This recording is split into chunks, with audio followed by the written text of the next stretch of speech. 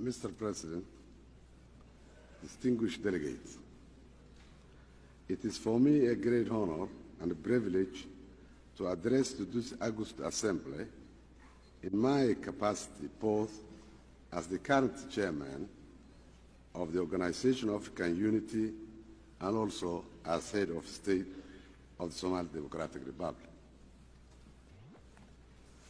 The evil forces of colonialism and racism still remain to be most pressing problem facing both the Organization of African Unity and the United Nations. The struggle against colonialism and racism, discriminations in southern Africa and elsewhere has long presented a challenge to all men of goodwill.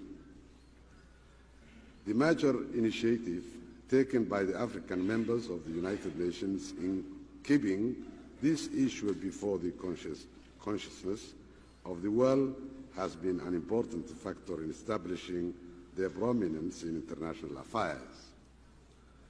But the campaign against the colonialism and racism discrimination is a world responsibility, not just as an African responsibility. For the evils which the campaign seeks to eliminate run counter to basic principle of the Charter of the Universal Declaration of Human Rights.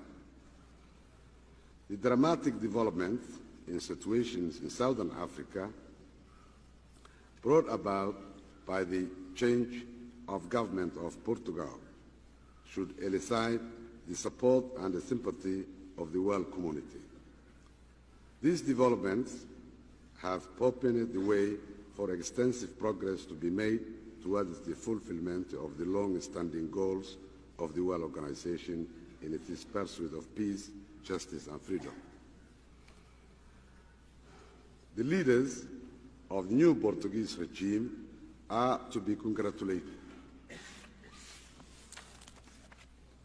for realizing the futility of colonial war, in recognizing the sovereignty of Guinea-Bissau, full and orderly independence for Mozambique in June 1975. And the case of Zimbabwe, the genuine political representative of the people are either in prison. The illegality of Israel's occupation of Arab territory is compounded by her active promotion of permanent Israel settlements on the Golan Heights, the West Bank of Jordan, in the Gaza Strip, and the Sinai Peninsula. In a policy of open expansionism, more settlements of Israel have been established on occupied Arab territories since 1967 than in Israel itself. Israel has also made no secret of its intention to annex Jerusalem and to alter the demographic and the Arab character of the city. But